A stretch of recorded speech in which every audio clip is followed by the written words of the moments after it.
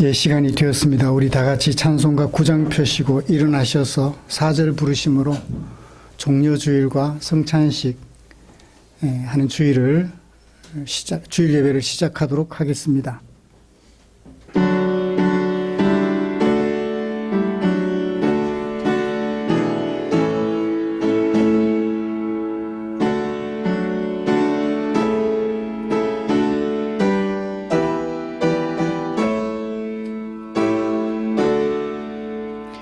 하늘에 이상 나올 때 우리 마음 기쁘고 그 말씀 힘되어 새 희망이 솟는다.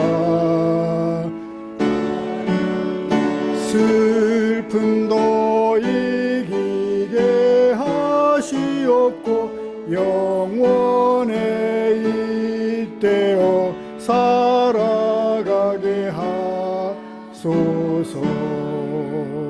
우리의 자랑과 기쁨 생명의 하나님,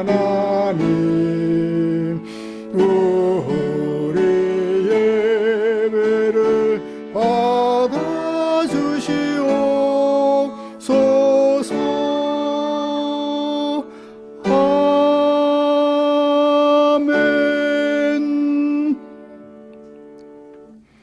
하나님께 노래하며 그의 이름을 찬양하라. 그의 이름은 여호와이시니 그의 앞에서 뛰놀지어다. 아멘.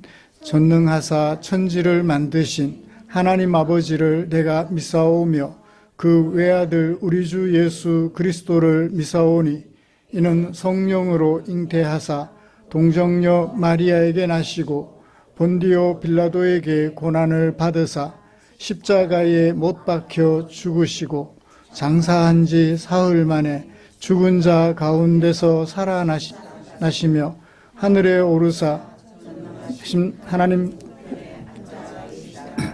저리로서 산 자와 죽은 자를 심판하러 오시리라. 성령을 믿사오며 거룩한 공회와 성도가 서로 교통하는 것과 죄를 사하여 주시는 것과 몸이 다시 사는 것과 영원히 사는 것을 믿사옵나이다. 아멘. 찬송가 48장입니다.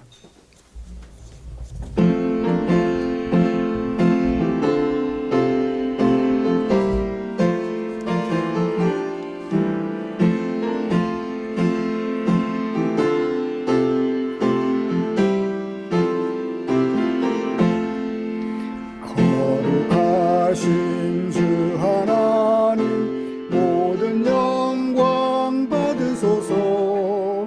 주의 자녀 함께 모여 경배 찬송 드립니다. 전능하사 천지 만물 창조하신 하나님, 찬양하며 드리오니 우리의 예배 받으소서. 자비하신 주 하나님, 모든 영광 받으소서. 죄와 허물 용서하신 크신 사랑 고마워라. 상한 심령 품어주사 기쁨 주신 하나님, 감사하며 드리오니 우리의 예배 받으소서. 은혜로우신 주 하나님, 모든 영광 받으소서. 불기둥과 구름 기둥 인도하심 놀라워라. 근심 걱정 슬픔에도 함께 하신 하나님, 마음 모아 드리오니 우리의 예배 받으소서. 아멘.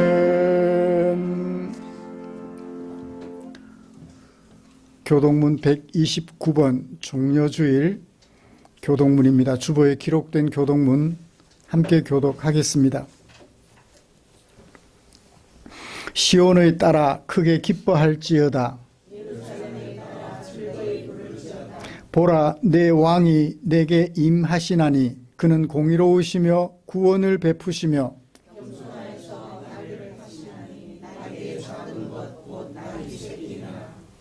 내가 에브라임의 병거와 예루살렘의 말을 끊겠고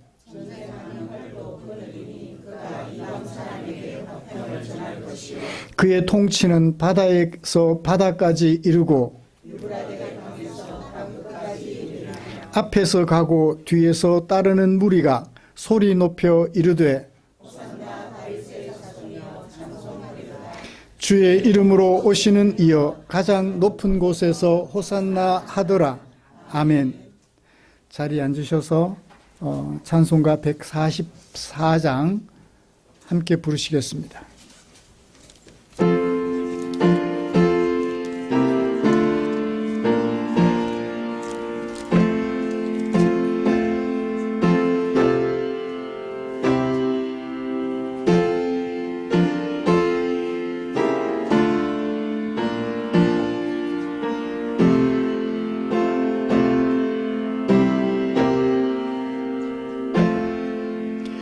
예수 나를 위하여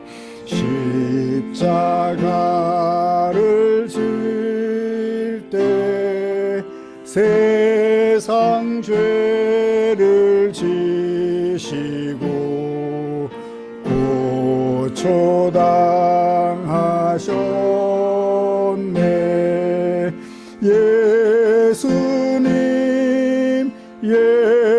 예수님 나의 죄 위하여 보배 피를 흘리니 죄인 받으소서.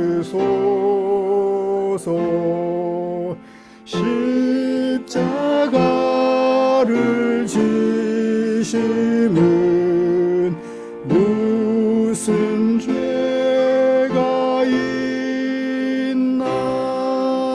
저 무지한 사람들 메시아 죽였네. 예수님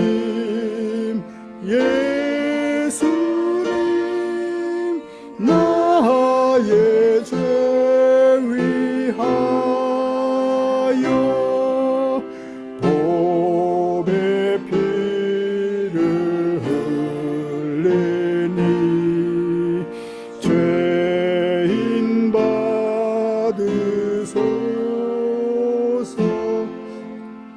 피와 같이 붉은 죄 없는 이가 없네. 십자가의 공로로 눈과 같이 되네. 예수님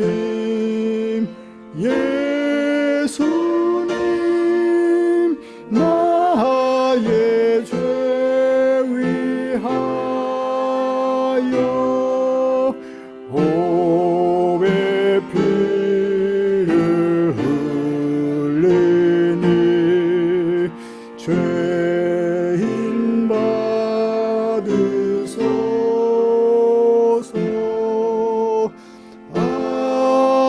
아름답다 예수여 나의 좋은 친구.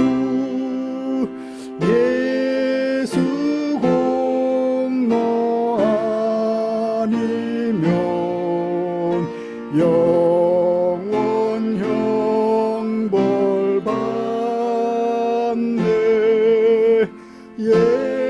예수님 예수님 나의 죄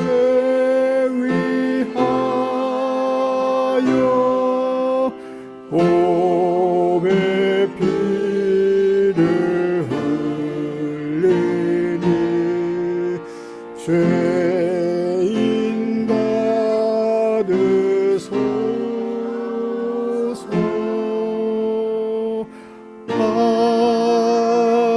아멘.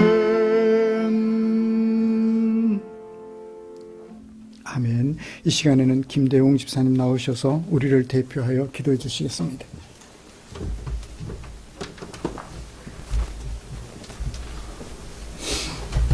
사랑과 은혜가 많으신 하나님 아버지, 오늘도 복된 주를 허락하시고 함께 자리에 모여 예배드릴 수 있도록 해주시며 감사드립니다. 아멘. 영원히 죽을 수밖에 없는 우리들을 위해 독생자를 보내주신 하나님, 이 시간 저희의 부족하고 부끄러운 모습들을 내어놓고 회개하길 원하며 오늘 드리는 예배가 주님께서 기쁘게 받으시는 신령한 제사 되기를 소망합니다. 아멘. 고난주간을 앞두고 사람의 몸으로 이 땅에 오신 예수님을 묵상합니다. 자신의 뜻이 아닌 하나님의 뜻을 따라 행동하셨던 예수님의 모습을 기억하며 우리의 모습 또한 예수님 닮아가기를 소망합니다. 아멘. 때로는 삶의 자리에서 크고 작은 일들로 실망하고 낙심하는 순간을 맞이하지만 반대로 작은 것에서도 감사함을 찾고 주변 사람들과 행복을 나눌 수 있는 은혜가 우리에게 있기를 기도하고 원합니다. 아멘. 하나님, 지금 이 순간에도 종교와 민족 간의 갈등으로 인해 전쟁 속에서 고통받는 나라들이 있습니다. 가족과 삶의 터전을 잃은 이들의 심정은 감히 헤아릴 수도 없고 전쟁의 여파로 전 세계 경제 또한 혼란스러운 상황 속에 있습니다. 이러한 시국이 하루빨리 안정되고 전쟁으로 고통받는 이들이 일상을 되찾을 수 있기를 기도합니다. 날마다 우리와 동행하시는 주님, 포항 충정교회 공동체 구성원들의 삶에 평안함을 허락해 주시길 원합니다.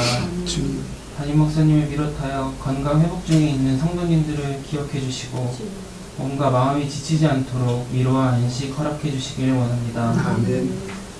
오늘도 말씀 선포하시는 목사님을 통하여 하나님을 더 알아가는 우리가 되길 원하며 말씀 속에 담아주신 주님 뜻을 마음속에 새기고 주님 보시기에 좋았더라 할 수 있는 삶을 살아가는 은혜가 저희에게 있기를 소망합니다. 아멘.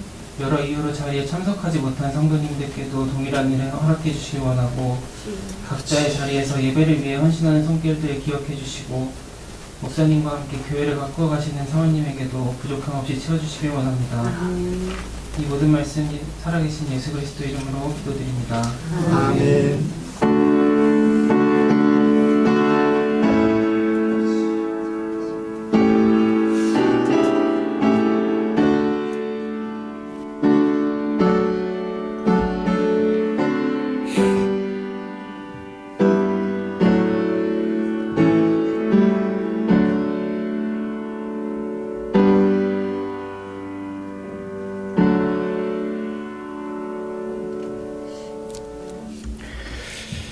오늘 함께 묵상하고 싶은 하나님의 말씀은 요한복음 6장 1절부터 15절까지입니다.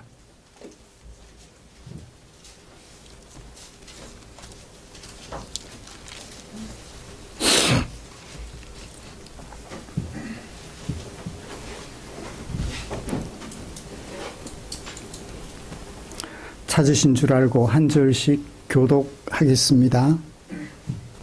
그 후에 예수께서 디베리아의 갈릴리 바다 건너편으로 가시매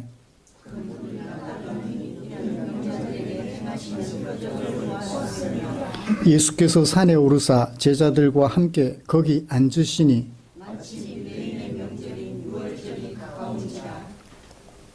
예수께서 눈을 들어 큰 무리가 자기에게 오는 것을 보시고 빌립에게 이르시되 우리가 어디서 떡을 사서 이 사람들을 먹이겠느냐 하시니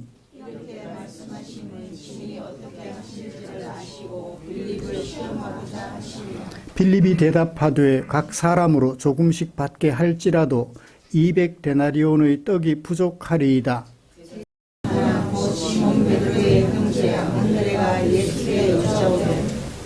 여기 한 아이가 있어 보리떡 5개와 물고기 2마리를 가지고 있나이다. 그러나 그것이 이 많은 사람에게 얼마나 되겠사옵나이까.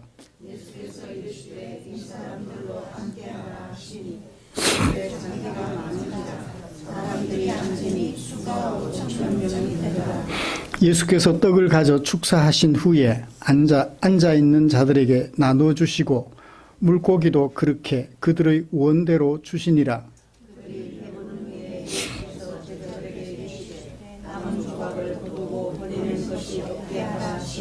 이에 거두니 보리떡 5개로 먹고 남은 조각이 12바구니에 찼더라.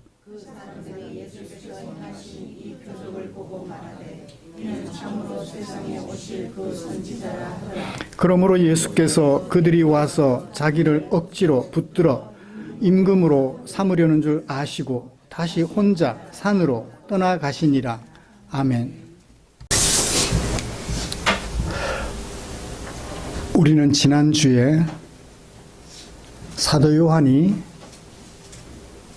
요한복음에서 기록한 3번째 표적을 통하여 예수님이 어떤 분인지 살펴보았습니다. 38년 동안이나 고생했던 병자가 38년 동안 세상으로부터 안식을 얻고자 하였습니다. 그러나 그는 세상으로부터 치료를 받아서 차별받지 않는 안식을 얻지 못했습니다. 6월절이 가까운 어느 날 베데스다 못으로 지나가시던 예수께서 그를 찾아주셨지요. 그리고 네가 낫고자 하느냐 물으셨습니다. 그리고 그를 치료해 주셔서 차별받지 않는 하나님의 자녀로서 참 안식을 그에게 주셨습니다. 그는 그동안 사람들로부터 얻을 수 없었던 참 안식을 위로부터 오신 하나님의 아들 그리스도이신 예수님으로부터 얻었던 것이지요.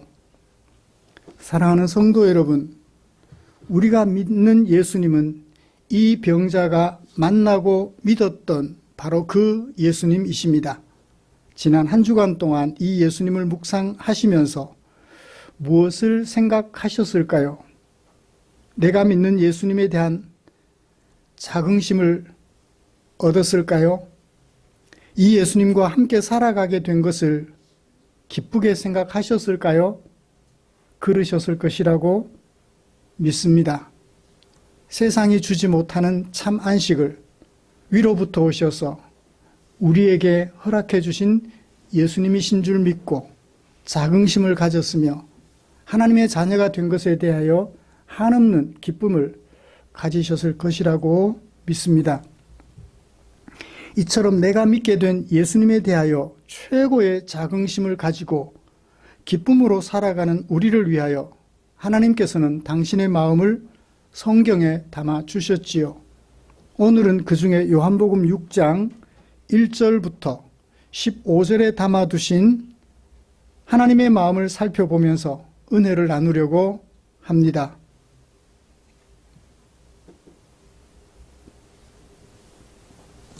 먼저 우리가 함께 교독한 본문이 무엇을 어떻게 기록하고 있는지 정리해 볼까요? 그리고 설교 방향을 제시해 드리겠습니다. 사건은 1절부터 4절까지 6월절이 가까운 어느 날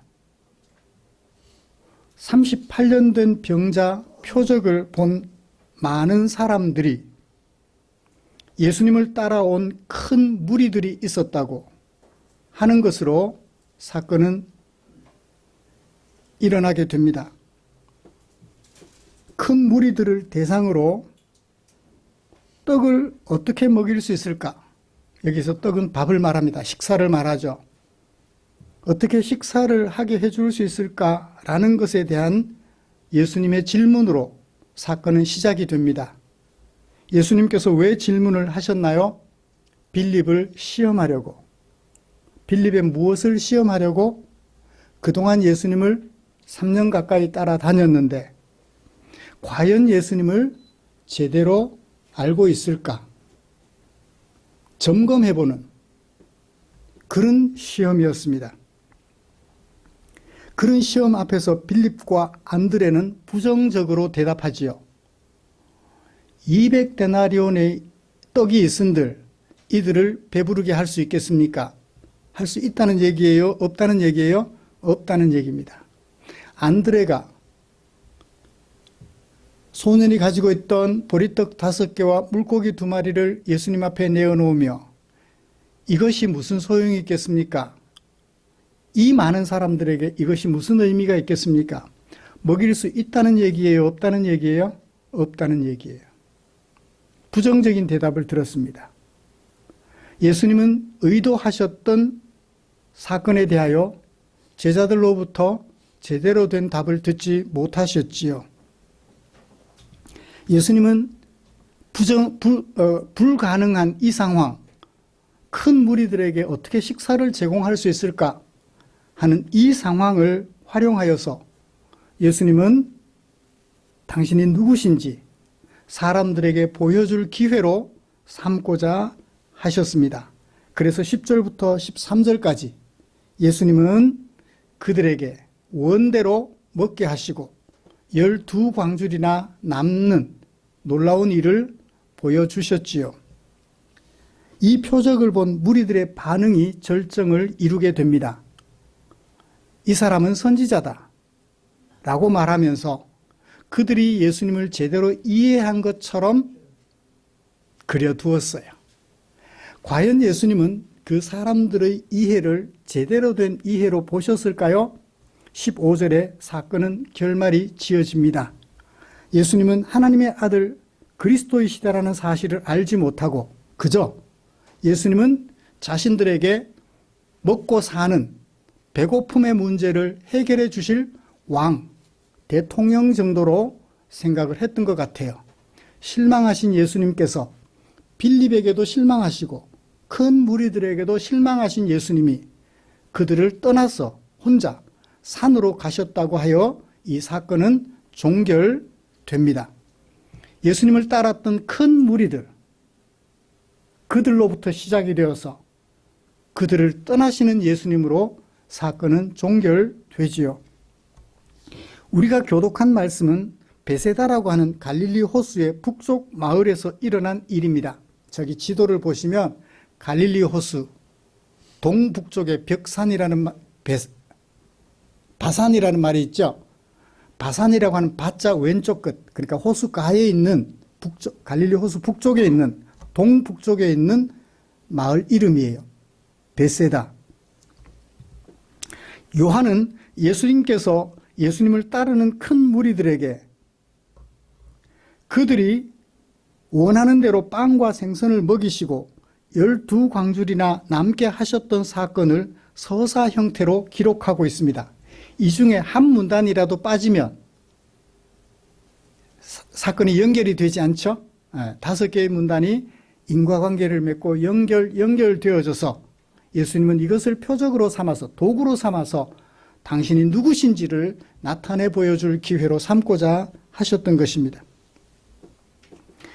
오늘 우리가 교독한 본문은 사건만 서사 형태로 기록했어요. 의미는 드러내지 않았어요. 그죠? 이것이 무슨 의미인가? 이 사건에 대한 해석은 6장 22절부터 40절에서 그 후에 제자들에게 들려주신 말씀에서 나타나 있어요. 특히 33절 하나님의 떡은 하늘에서 내려 세상에 생명을 주는 것이니라. 예수께서 말씀하시되 나는 생명의 떡이니. 이것을 통해서 예수님이 나는 생명의 떡이다라는 사실을 보여주려고 영원히 목마르지 않게 영원히 줄이지 않게 해주는 생명의 떡이라는 사실을 소개해 주려고 이 사건을 이 표적을 도구로 활용하셨던 것입니다. 오늘 저는 예수께서 도구로 사용하신 1절부터 15절의 사건과 이 사건을 통하여 드러내고자 하신 예수님의 정체성을 기록한 22절부터 42절까지 말씀을 근거로 해서 설교하려고 합니다. 먼저 오병이어 표적을 통해서 드러내신 예수님의 정체성, 해설이겠죠. 22절부터 40절까지. 그 해설에 기록된 말씀을 통하여서 예수님은 누구신지, 예수님이 드러내고자 하셨던 예수님은 누구신지 살펴볼 것입니다. 그리고 이어서 이런 예수님을 믿어서 하나님의 자녀가 되어 살아가려고 하기보다는 예수님을 붙들어서 자신들의 임금 삼음으로 배고픔의 문제만 해결하려고 했던 사람들의 모습을 살펴보면서 오늘 우리들이 예수님을 바라보는 것과 어떤 관련성이 있는지 점검해 보려고 합니다. 말씀 나눌 때 하나님의 큰 은혜가 우리 공동체 안에 충만하게 되기를 간절히 소원합니다. 이제 오병이어 표적을 통해서 예수께서 드러내고자 하셨던 예수님의 정체성을 살펴볼까요? 예수님은 어떤 상황에서 이 오병이어 표적을 행하셨을까요? 요한은 상황을 전혀 기록하지 않았어요. 마태나 마가나 누가가 공히 이 사건을, 오병이어 사건을 다 기록하고 있어요. 제가 읽어드릴 테니까 공통점을 찾아보세요. 마태복음 14장 15절, 저녁이 되매 제자들이 나와 이르되 이곳은 빈 들이요 때도 이미 저물었으니 무리를 보내어 마을에 들어가 먹을 것을 사 먹게 하소서. 마가의 말입니다. 마가가 말하기를, 마가복음 6장 35절, 때가 저물어 가매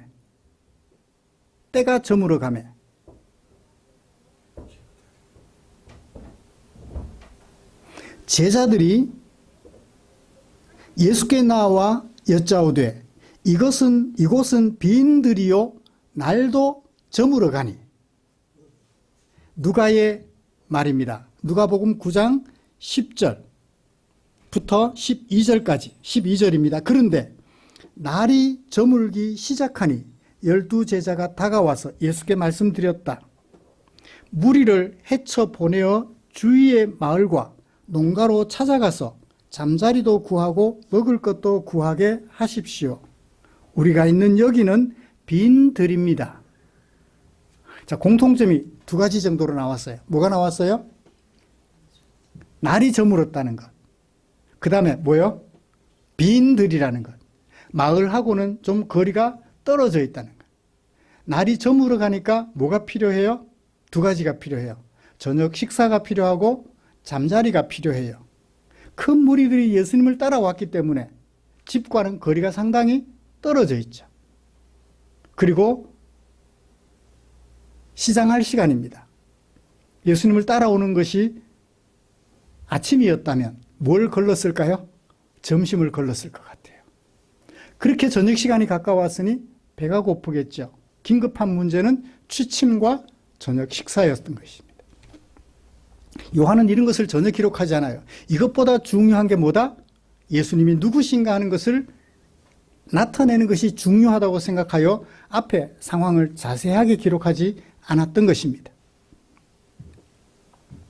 예수님은 무엇을 위하여 이 날이 저문 시간, 빈 들에서 안드레가 소년에게서 제공받아서 가지고 왔던 오병이어 보리떡 5개와 물고기 2마리로 거기 모였던 사람들 원대로 먹이고 남는 표적을 행하려 하셨을까요? 모두 몇 명이나 먹었다 했죠? 요한은 몇 명이라는 것도 기록하고 있나요? 제가 자세히 10절 말씀에 5,000명쯤 그 수가, 먹었던 사람들의 수가 5,000명이라고 얘기를 해요. 여기 사람들이라는 말은 남성형 명사예요. 남자 장정만 5,000명, 어린 소녀들 포함하고 여성들까지 포함하면 학자들은 흔히 최소한 2만 명쯤은 되었을 것이라고 얘기를 합니다. 왜요? 보통 남성들보다는 여성들의 종교성이 조금 더 강하기 때문에 예수님을 따랐던 사람들 중에는 여성들이 더 많았을 것이라고 인구학적으로, 인류학적으로 학자들이 그렇게 얘기하는 것을 읽어보았습니다. 2만 명. 작은 도시예요. 그죠? 작은 도시가 그 자리에 모였던 것입니다. 뭐 거기서 과연 2만 명이나 되는 사람들에게 예수님이 설교를 하는데 그들이 들을 수 있었을까? 오늘처럼 마이크도 없는데.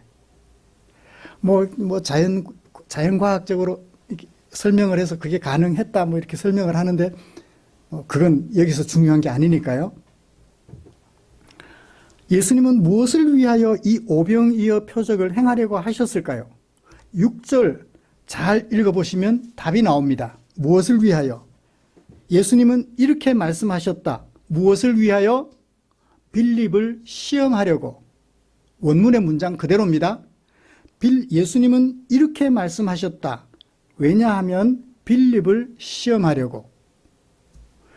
그리고 또 왜냐하면 예수님이 친히 어떻게 하실지를 아셨기 때문이다. 그러니까 예수님이 알아서 하실 거예요. 이미 계획은 세워두셨어요. 그런데 계획 세워두신 것을 바로 그냥 행하시면 되지. 그죠? 어떻게 행할지 그들에게 원 없이 먹여주리라고, 아무것도 없어도 원 없이 먹여주리라고 이미 생각하셨어요. 그러면 되잖아요. 그렇게 하시면 되잖아요. 그런데 이유를 앞에 세워놨어요. 뭘 하기 위해서? 빌립을 시험하려고. 그러니까 빌립의 무엇을 시험하려고 아까 말씀드렸어요. 3년 동안이나 예수님을 따라다녔으니 빌립은 예수님을 어떻게 생각할까? 우리는 어디로 돌아가야 돼요? 빌립에 대한 이야기를 하려면 1장으로 돌아가야 되겠죠? 빌립이 예수님을 만났을 때 예수님에 대하여 뭐라고 말했나요? 1장 45절. 빌립이 예수님을 뭐라고 말했죠? 이는 나사렛 예수니라. 나사렛 예수니라.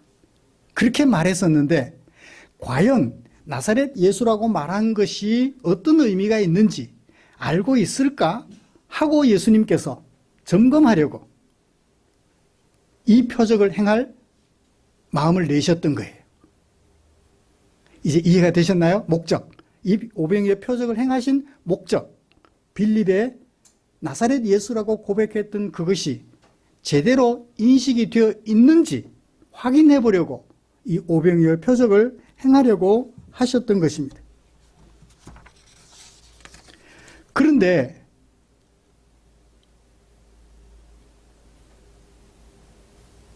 빌립은 예수님의 의도대로 나사렛 예수라고 말했던 자신의 말이 어떤 의미인지 잘 알고 있었을까요?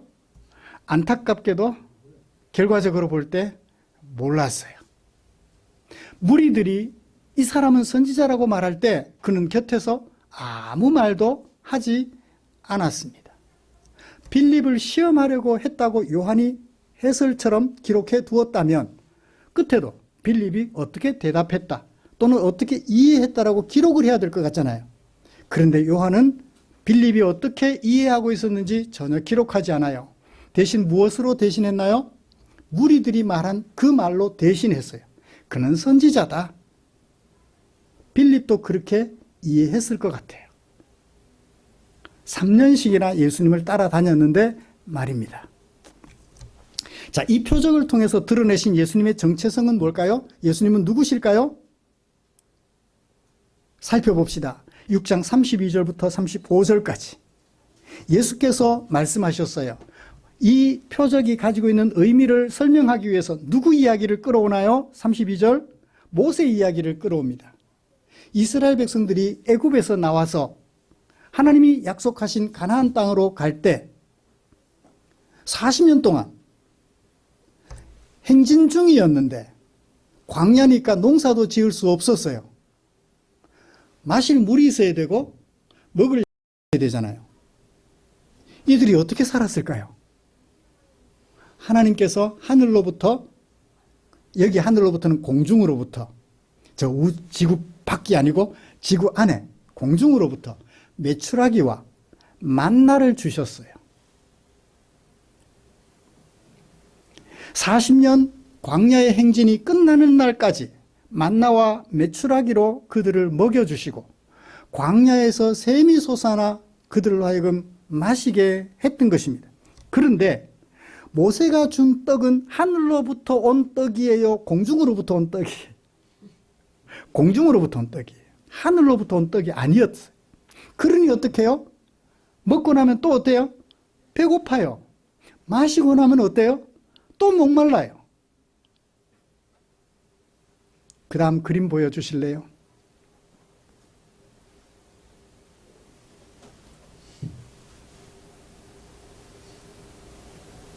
하나님께서 창조하신 세상에 살아가는 사람들의 모습입니다. 이쪽은 예수를 믿지 않는 사람들이에요. 저쪽은 예수를 믿는 사람들이에요. 우리가 예수를 믿으면 왼편에 살던 예수를 믿지 않는 사람들의 세상에서, 흑암의 권세가 다스리는 세상에서 사랑의 아들의 나라로 옮겨주셨지요. 다 하나님의 통치 아래에 있습니다. 왼쪽에 있는 예수님을 믿지 않는 사람들은 하나님을 무시하고 하나님의 말씀을 듣지 않고 살아가는, 자기 생각대로 자기가 자기 인생의 주인이 되어 살아가는 사람들이에요. 저쪽은 예수님을 구주로 믿고 자기 인생의 주인이 하나님이심을 고백하며 하나님의 말씀에 따라 살아가려고 애를 쓰는 사람들이에요. 오른쪽에 있는 사람들은 하늘로부터 오신 예수님을, 나의 구주 하나님의 아들 그리스도이심을 믿었던 사람들이지요. 예수님이 생명의 떡이라 했으니 그 생명의 떡을 먹고 영원히 목마르지 않고 영원히 배고프지 않는 삶을 살아가는 사람들이에요. 여러분 지금 생각해 보세요. 안 드시면 배고파요? 배 안 고파요? 배고파요. 이것은 왼쪽의 모습이에요. 예수님을 믿지만 여전히 먹지 않으면 배고프고 마시지 않으면 목마른 상태로 살아가는 첫 번째 생애예요. 예수님이 주신, 우리에게 주신 영생은 무엇인가요? 저쪽인 거예요.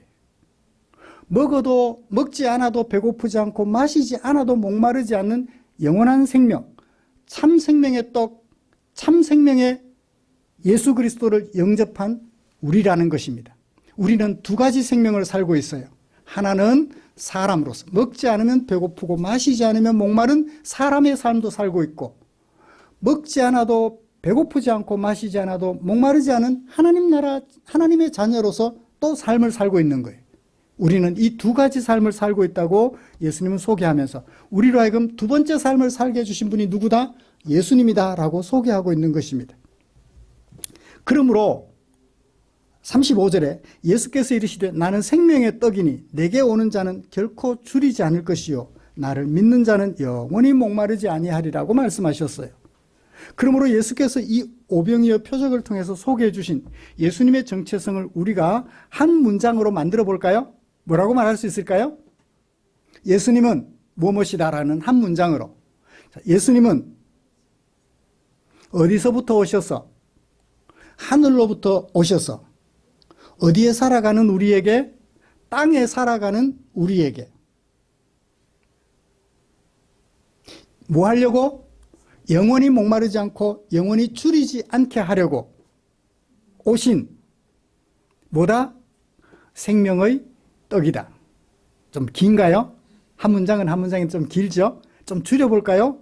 예수님은 하나님께서 하늘로부터 사람들에게로 보내신 생명의 떡이다. 이제 말씀하실 수 있나요? 예수님은 누구다? 하나님이 하늘로부터 사람에게 보내신 생명의 떡이다. 목적을 뺐어요. 무엇 하려고? 영원히 목마르지 않고 영원히 배고프지 않는 누구가 되게 하려고? 하나님의 자녀가 되게 하려고. 무엇 얻게 하려고? 영생을 얻게 하려고 보내신 생명의 떡이다 라고 이제 부연해서 몇 가지로 설명하실 수가 있을 것입니다. 요한은 예수님을 제대로 알지 못해서, 예수님을 제대로 믿지 못하는 독자들을 위해서 이 오병이어를 소개해 주었습니다. 그렇게 하여서 예수님의 정체성을 밝혀 주셨지요. 다시 정리해 볼까요? 예수님은 하나님이 하늘로부터 사람들에게 보내서 영원히 목마르지 않고 영원히 줄이지 않게 하려고 보내신 생명의 떡이다. 우리 예수님은 이런 분이세요. 사랑하는 성도 여러분, 사도 요한이 예수께서 행하신 이 오병이어 표적을 기록하여서 우리에게 들려주고자 한 교훈을 깊이 생각해 봅시다. 그동안 우리가 알고 있던 예수님과 동일한가요? 여기 살던 우리를 저기서 하나님의 말씀을 듣고 하나님을 내 마음속에 나의 인생의 주인으로 모시고 살아서 하나님의 백성으로 영생 얻은 사람으로 하나님의 자녀로 살게 하려고 오신 하나님의 아들이요 그리스도이셨던 것입니다. 이런 예수님을 알고 난 우리들의 소감은 어때요? 여기서만 살고 있다면 아웅다웅, 아귀다툼, 서로가 서로에게 책임을 미루고 힘으로 폭력을 일삼고 전쟁을 일삼는 이 세상 속에서 오늘이 어떨지 내일이 어떨지 불안해서 살아가기 힘든 이 세상을 살고 있을 거예요. 그랬던 우리가 예수님 때문에 의와 희락과 평강으로 가득 찬 하나님의 나라를 꿈꿀 수 있게 되었던 거예요. 어떠세요? 소감이? 예수님을 길게 소개해 드렸습니다. 이제 표적을 본 사람들이 예수님에 대하여 보여준 반응을 살펴보도록 하죠. 예수께서 오병이어 표적을 통해서 사람들에게 소개하여 주신 예수님의 정체성, 이미 2번이나 말씀드렸기 때문에 따로 말씀드리지는 않겠습니다. 이 표적을 본 사람들은 예수님에 대하여 어떻게 고백을 하나요? 6장 14절. 그 사람들이 말했다. 어떤 사람들이? 예수께서 행하신 이 표적을 본 사람들이 말했다. 그 사람들이 말했다. 그 가운데 있는 것은 형용절이라고 그래요. 그 사람들을 수식해주고 있죠. 예수께서 행하신 이 표적을 본 사람들이 말했어요. 뭐라고 말했나요? 이 사람은 참으로 세상에 오실 그 선지자라. 말은 맞아요. 말은 정답이에요. A 플러스입니다.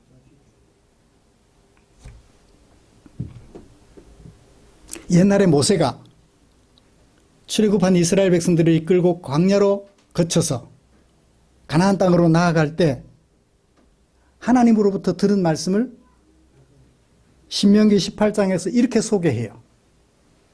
하나님이 나에게 말씀하셔서 뭐라고? 그들의 말이 옳다. 내가 그들의 형제 중에서 너와 같은 선지자 하나를 그들을 위하여 일으키고 내 말을 그 입에 두리니 내가 그에게 명령하는 그것을 그가 우리에게 다 말할 거야. 모세가 하나님으로부터 들은 말씀을 가지고 백성들에게 들려준 말이에요. 하나님께서 너와 같은 선지자 하나를 그들을 위하여 일으키고 내 말을 그 입에 둘 거야. 그가 내가 그에게 명령하는 것을 그가 너희들에게 다 말해 줄 거야. 예수님이 그러셨잖아요. 내가 하는 말은 아버지께서 내게 명령해 주시고 들려주셨던 말이다. 아버지가 하는 말이 아닌 것은 나는 결코 말하지 않는다. 아버지께서 말하라고 하신 것을 한다라고 말씀하셨으니 이들의 대답 그 자체로는 A 뿔이에요. 이 모세가 말했던 선지자를 그들은 기다리고 있었던 것입니다. 누구도 이 선지자를 기다리고 있었죠? 요한복음을 묵상해 오셨다면 4장에 기록된 사마리아에 있는 수가성 여자, 그분도 선지자라고 예수님을 고백했었던 것을 우리가 묵상했습니다. 그래요. 그들은 일찍부터 모세가 말한 하나님의 말씀을 사람들에게 들려주실 그 선지자를 기다리고 있었습니다. 예수님은 예수님의 이 오병이어의 표적을 본 사람들이 말한 선지자라고 고백한 그 고백이 과연 모세가 말한 그 선지자일까요? 이제 그 의미를 찾아보죠. 진짜 모세가 말한 그 선지자일까요? 아니면 다른 선지자일까요? 겉으로는 그 선지자 맞는데 그럼 어떻게 알아요? 이들이 잘못 고백했다는 것을 어떻게 알아요? 누가 평가했나요? 15절에서 예수님이 평가했잖아요. 예수님이 그들의 고백을 참 고백으로 들었다면 어떻게 해요? 여전히 그들과 앉아서 저녁 늦은 시간이 되도록 설교를 들려주셨겠죠. 하나님의 말씀을 들려주셨겠죠. 그런데 어떻게 하셔요? 도저히 그들과 함께 할 수 없음을 아시고 떠나가셨다고 그래요. 혼자 산으로, 그것도 더 이상 따라오지 말라고. 그러면 그들은 예수님을 그 선지자라고, 기다리고 있던 선지자라고 고백했는데 그들이 고백한 선지자는 어떤 선지자일까요? 그들은 예수님을 선지자라고 생각은 했는데, 기다려오던 선지자라고 생각은 했는데, 먹고 사는 경제 문제, 전쟁이라는 세상에 만연한 폭력 문제, 그리고 아파서 가족들이 뿔뿔이 흩어지기도 하는, 특히 한센병 같은 경우는 격리도 당하잖아요. 이와 같이 건강 문제를 해결해 줄 위인이나 또는 영웅정조로 생각했던 것 같아요. 그래서 그들은 예수님을 붙잡으려 두려고 했는데, 곁에 두려고 했는데, 목적이 뭐여서 임금 삼으려고. 배고파 죽겠는데, 우리나라 경제 문제 어려운데 경제 문제 해결해 줄 사람. 지금 막 누가 악마예요? 러시아의 이름이 뭐죠? 푸틴이 악마예요? 미국의 트럼프가 악마예요? 두 사람 다 전쟁을 일으켰어요. 누가 악마예요? 푸틴도 악마고 트럼프도 악마예요. 푸틴을 악마라고 말한다면 트럼프도 악마라고 말을 해야 돼요. 푸틴은 악마고 트럼프는 의의 용사인가요? 아니에요. 전쟁은 하나님이 원하시는 것이 아니니까요. 하나님의 사람들이라면 적어도 우리는 그렇게 평가를 해야 돼요. 전쟁보다 중요한 것은 뭐예요? 평화예요. 언제까지 평화를 이루어야 돼요? 우리 세상 끝나는 날까지. 무엇으로? 대화로. 싸움이 아니라 대화로. 대화가 전쟁이어야 돼요. 전쟁 같은 대화를 통해서 평화를 만들어 가야 돼요. 그런데 기다리지 못하고 대화하지 못하고 그냥 무기로 사람들을 죽여버려요. 항복하라는 거예요. 러시아도 그렇고 지금 미국도 그렇게 하고 있어요.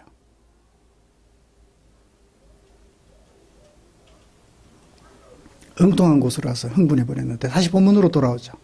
이런 문제를 해결해 줄 임금 정도로 생각해요.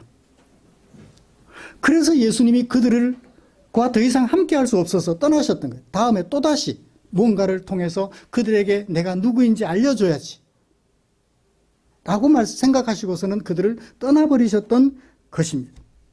사랑하는 성도 여러분, 그들이 예수님을 제대로 알지 못하고 제대로 믿지 못하게 된 원인에 깊은 관심을 가져봅시다. 예수님이 하나님께로부터 오셔서 하나님이 명하신 말씀을 전해주실 하나님의 아들 그리스도요 생명의 떡이라는 사실을 알았다면 예수님에게 앞에 앉아서 예수님 우리에게 말씀해 주세요. 하나님으로부터 들은 말씀을 설교해 주세요 라고 했을 거예요. 그런데 그들은 그런 것이 아니라 배부르게 하려고. 예수님만 붙잡아 두면 언제든지 배가 부를 것 같으니까. 일하지 않아도 배부를 것 같으니까. 취침하는 문제도 예수님만 붙잡아 두면 해결될 것 같으니까. 그래서 예수님만 붙들어 두면 건강해질 것 같으니까. 그래서 예수님을 붙들어 두고 믿으려고 했던 거예요. 예수님은 그런 사람들의 생각을 바르게 이해해 좋다고 생각하셨나요? 옳지 않다고 생각했나요? 옳지 않다고 생각했던 거예요. 그래서 예수님은 떠나셨던 것입니다. 말씀을 마치겠습니다. 사랑하는 성도 여러분, 예수님은 오병이어 표적을 통하여 예수는 하나님께서 목말라하고 줄여있는 사람들에게 영원히 줄이지 않고 영원히 목마르지 않게 하려고 보내신 생명의 떡이라고 하셨습니다. 하나님께서 위로부터 아래에 있는 세상으로 보내신 하나님의 아들이요 그리스도이시라고 나타내 보여주셨습니다.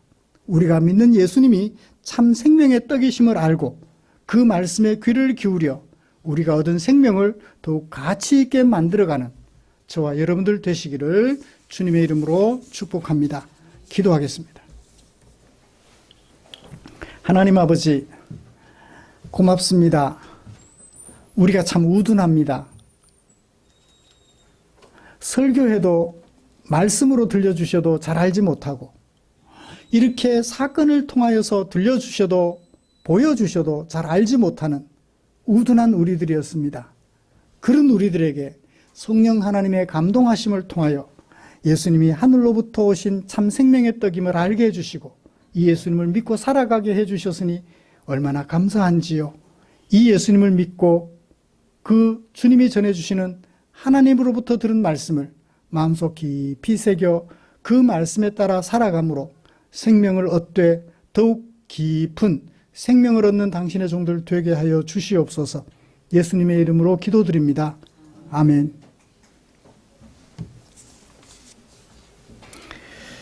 찬송가 634장 부르시면서 준비한 헌금 드리겠습니다.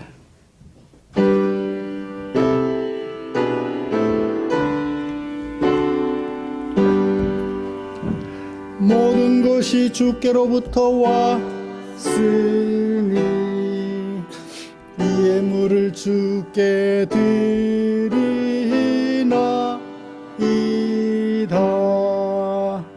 아멘.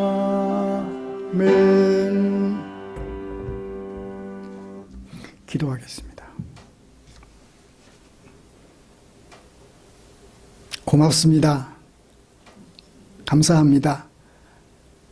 우리에게 허락하신 당신의 은혜가 커서 내게 사용하라고 맡겨주신 물질 가운데 얼마를 아버지의 뜻을 좇아 나의 뜻을 위하여 사용되기를 원하는 마음에 헌금으로 구별해 두었다가 사랑하는 성도들과 함께 예배드리면서 교회에 헌금으로 드렸습니다. 아버지로부터 온 생명, 예수님으로 말미암아 얻은 생명, 그것이 귀한 줄 알아 하나님의 백성으로 살아가기를 힘쓰는 사랑하는 성도들이 여기에 있습니다. 하나님 보시옵소서. 얼마나 존귀하고 얼마나 아름다운지요. 나를 하나님의 자녀가 되게 하시고 나를 하나님의 백성 되게 하시며 영생 얻게 하신 것 감사하는 성도들 당신의 품에 꼭 안아주시옵소서. 세상에 배가 불러서 감사하는 것이 아니라 건강해서 감사한 것이 아니라 내가 하나님의 자녀가 되었다는 이 사실 때문에 감격하는 성도들 당신의 품에 꼭 안아주시옵소서. 물질 사용되는 그곳에 주의 영광 나타날 수 있도록 이 물질 위에 주님 축사해 주시옵소서. 성도들의 걸음걸음 인도해 주시기를 원하며 예수님의 이름으로 기도드립니다. 아멘.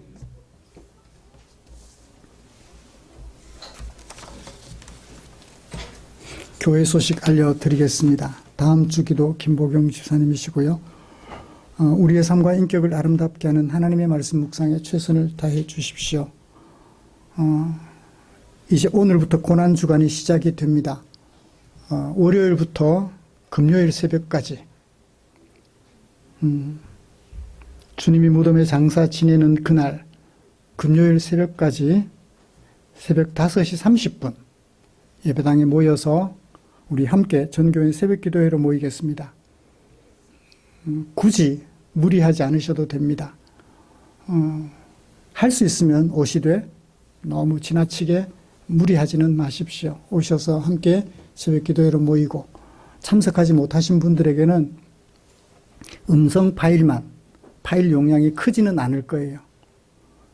와이파이가 되는 곳이면 음성으로라도 같이 예배당에서 모여서 기도회 했던 것 기억하시고 같이 은혜 받을 수 있도록 음성 파일로 보내드릴 테니까 집에서 다른 시간에 제가 얼마나 빨리 만들어서 제공해 드릴 수 있을지는 모르겠지만 못 오시면 그렇게라도 음성 파일로라도 들으면서 같은 마음으로 기도에 참석해 주시면 고맙겠습니다.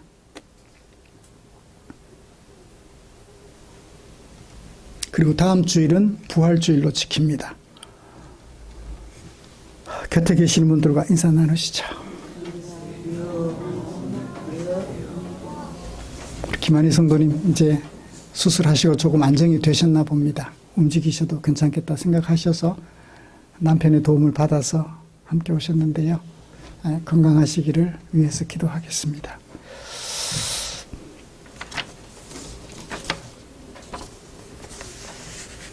지난주에 제가 말했나요? 한 주간 어떻게 사셨어요? 하나님 은혜로 사셨지요. 하나님 은혜로 또 한 주간 살아가시기를 간절히 소원합니다. 찬송가 57장 펴시고 일어나셔서 찬송 부르고 축도함으로 예배를 마치겠습니다.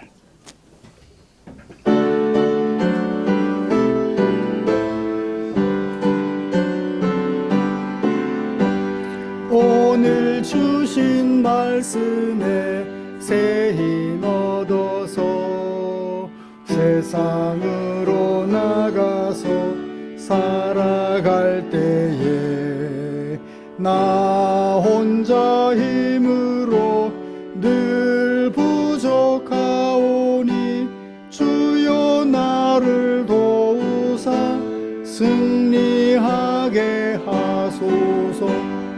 아멘. 우리 구주 예수 그리스도의 은혜와 하나님 아버지의 지극하신 사랑하심과 성령 하나님의 감동하시고 위로 충만, 교통, 격려하시는 은혜가 이제 우리 예수님이 하나님께서 나로 하여금 영원히 목마르지 않고 영원히 배고파하지 않도록 하늘로부터 보내주신 참 생명의 떡이심을 알아서 예수님이 들려주셨던 그 말씀에 귀를 기울여 그것을 생명의 양식으로 삼아 살아가기를 다짐하며 예배를 마치는 모든 지체들 위해 지금부터 영원토록 함께 계시기를 축원하옵나이다. 아멘.